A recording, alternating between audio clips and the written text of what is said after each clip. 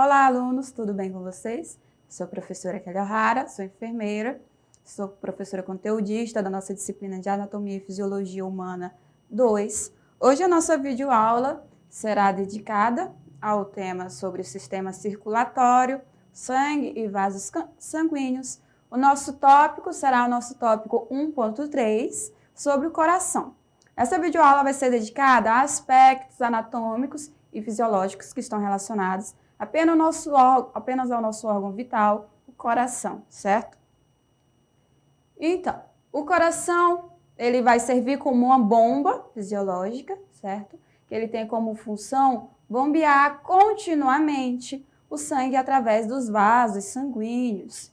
Para que o sangue alcance as células de todo o corpo, e vai trocar os materiais. Quais materiais? Pode ser os nutrientes, pode ser os gases, certo?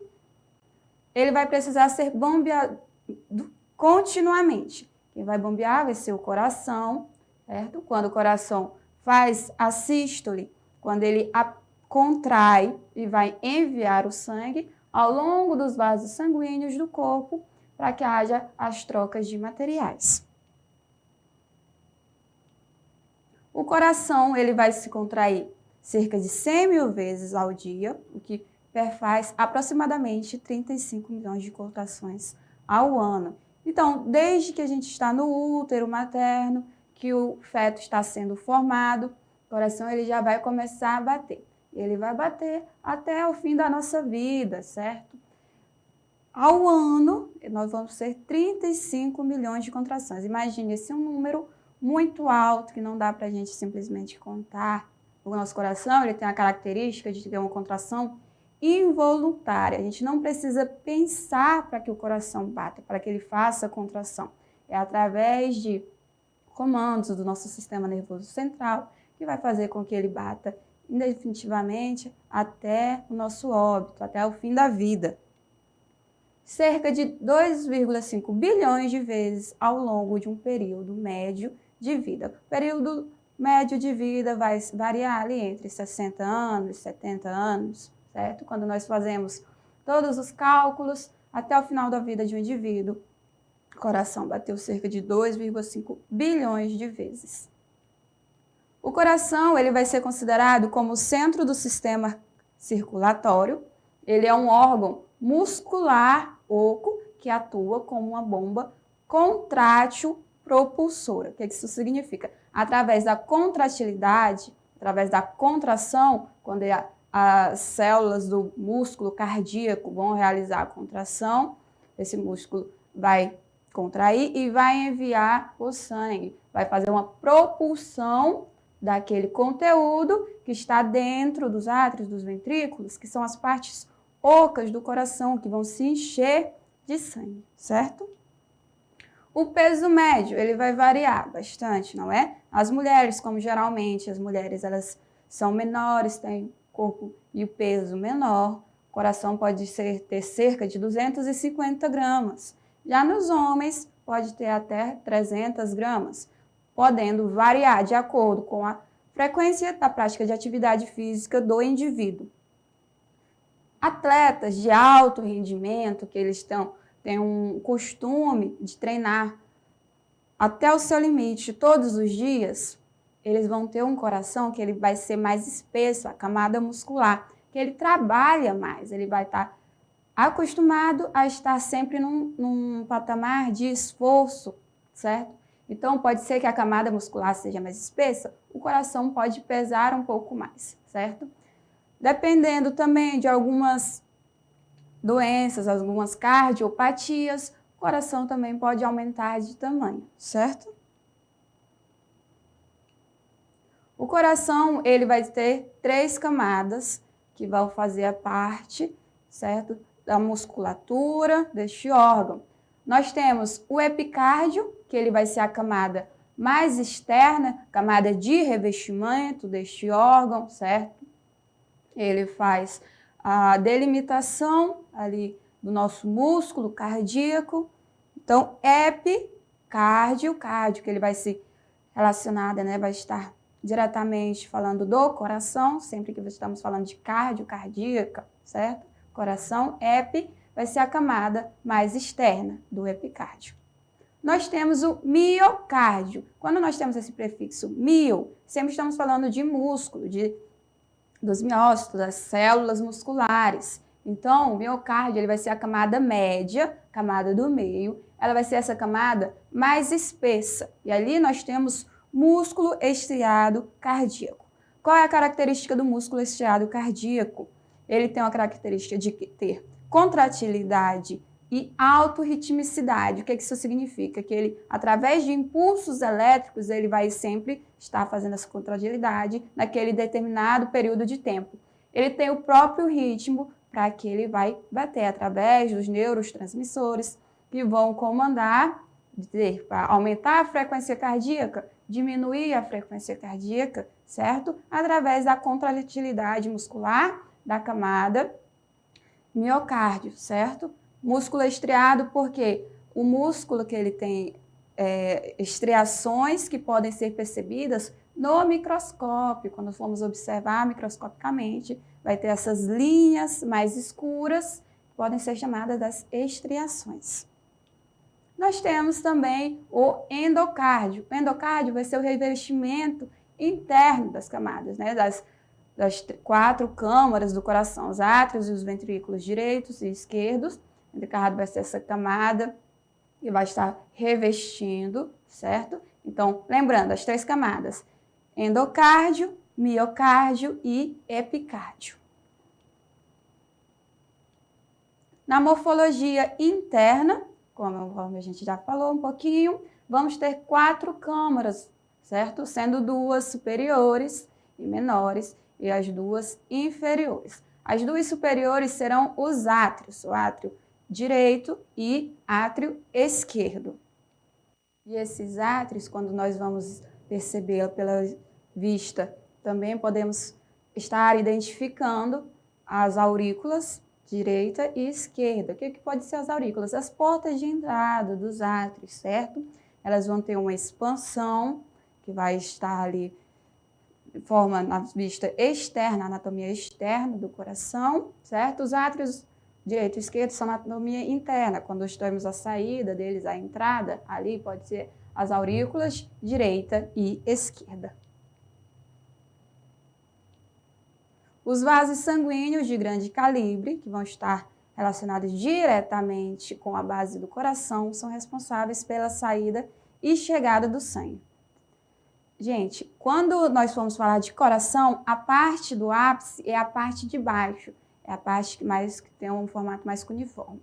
A parte de cima do coração que vai ser a base, que vai ter os vasos de grande calibre, que vão ser responsáveis pela chegada, certo? Pelas veias, que vão trazer o sangue que vem dos tecidos, que vai estar rico em gás carbônico, dióxido de carbono, CO2. Quando vai estar trazendo, ele vai chegar através das veias, vai para a circulação pulmonar e vai retornar para o coração cheio de oxigênio para que ele seja distribuído através das artérias para os tecidos. Então, nas aurículas ali nós vamos ter os vasos de grande calibre, para que tenha um maior volume para ser despejado dentro do coração.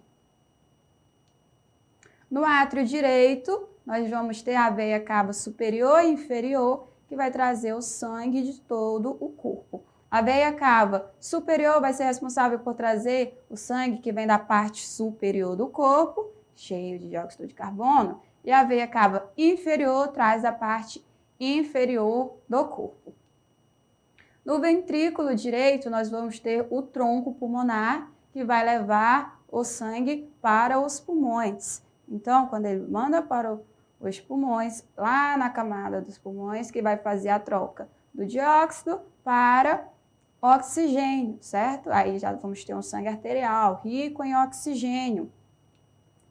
Do átrio esquerdo vai vir as veias pulmonares, que vai trazer o sangue cheio de oxigênio, certo?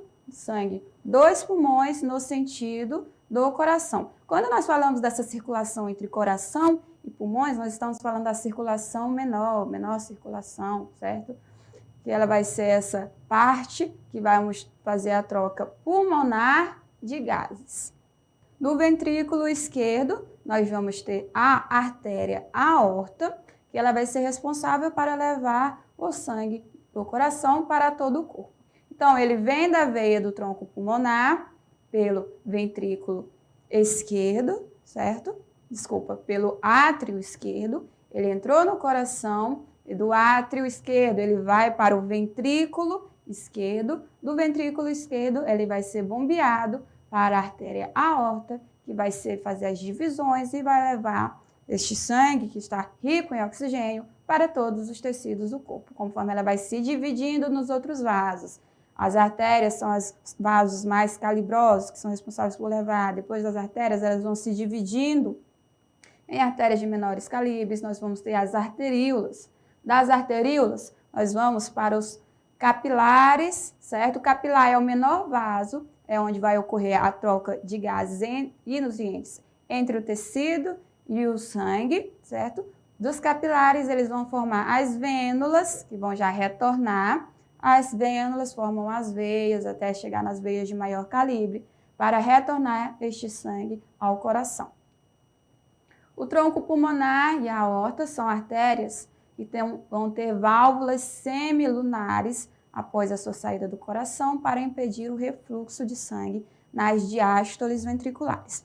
Quando nós falamos de sístole, é quando o coração contrai, certo? Para mandar o sangue. Quando estamos falando de diástole, é quando ele está relaxando para receber o sangue, certo? Para encher-se. Para que não haja um retorno sanguíneo, nós vamos ter válvulas. Essas válvulas vão garantir que o sangue sempre faça o mesmo percurso, no mesmo sentido, certo? Para que não haja uma alteração na circulação sanguínea. Nós temos a nossa ilustração, que vai mostrar aqui como ocorre a circulação sistêmica e a circulação menor, circulação pulmonar, certo? Nós temos o sangue. Quando nós vamos ver em azul, na imagem, está representando as veias. Em vermelho, as artérias, certo? Veio da circulação sistêmica pelas veias, ali do nosso lado que está sendo representado em azul, ele vai entrar no átrio direito. Do átrio direito, vai passar pela válvula, vai para o ventrículo direito. Do ventrículo direito, ele vai subir pela nossa artéria pulmonar, vai chegar no pulmão. No pulmão vai ocorrer as trocas gasosas, certo? Do pulmão, nós vemos para a veia, tá? Do tronco pulmonar, que vai chegar no átrio esquerdo. Do átrio esquerdo, vem para o ventrículo esquerdo. Do ventrículo esquerdo, vai subir pela artéria aorta e vai se dividir nas artérias de menor calibre para levar o sangue para todos os tecidos do corpo, certo? O nosso lado direito está sendo representado na cor em azul, certo? Quando o sangue ele vai estar entrando no átrio e ventrículo direito, certo? Nosso período 1 ali, o período de relaxamento. Sangue vai entrar pelo átrio direito, vai para o ventrículo direito, depois vai subir para o pulmão, certo? Quando ele entra no átrio, ele vai fazer a sístole atrial, para quem vir do átrio para o ventrículo. Depois dessa parte, nós temos a sístole ventricular, que ela vai mandar do ventrículo para a saída ali, né? Para que possa ir para o pulmão. Por isso que o nosso coração, ele tem essa característica de 2 bulhas cardíacas, ele bate em 2 tempos. O batimento cardíaco, ele não é um batimento seco, tum, tum, tum. Ele é um batimento que vai ser em 2 tempos, que ele tem a sístole atrial e tem a sístole ventricular, certo? E elas vão fazer ao mesmo tempo dos 2 lados, esquerdo e direito. Então, bateu uma vez, sístole atrial. Bateu a segunda vez, sístole ventricular, certo? Então, o batimento cardíaco, ele é em 2 tempos. Tum, tum, certo?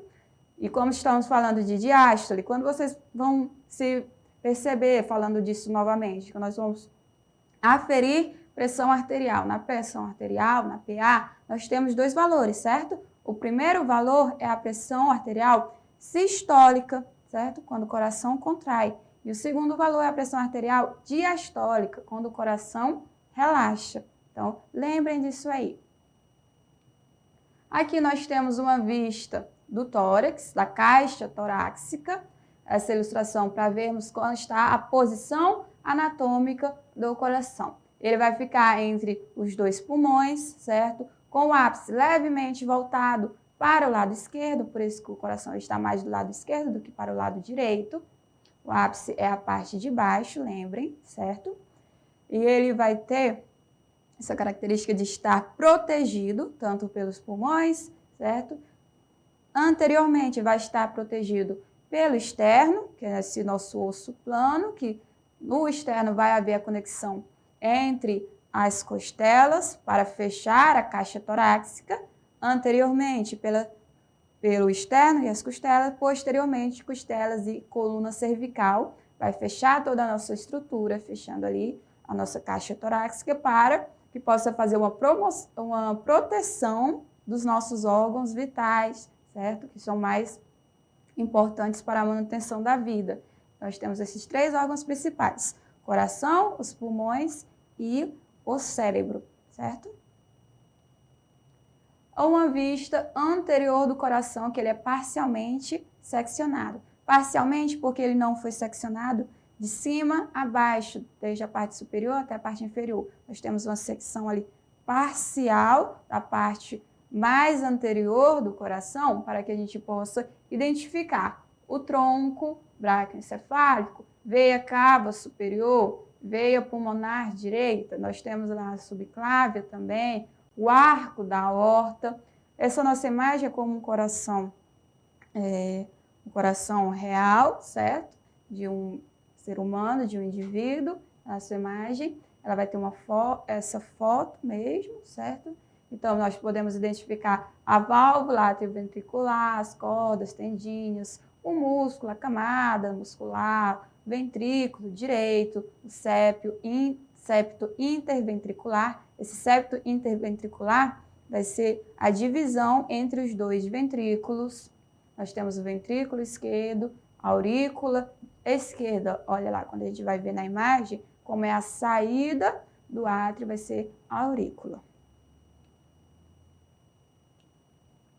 Na nossa outra imagem, nós temos já um corte frontal para mostrar toda a anatomia interna do coração.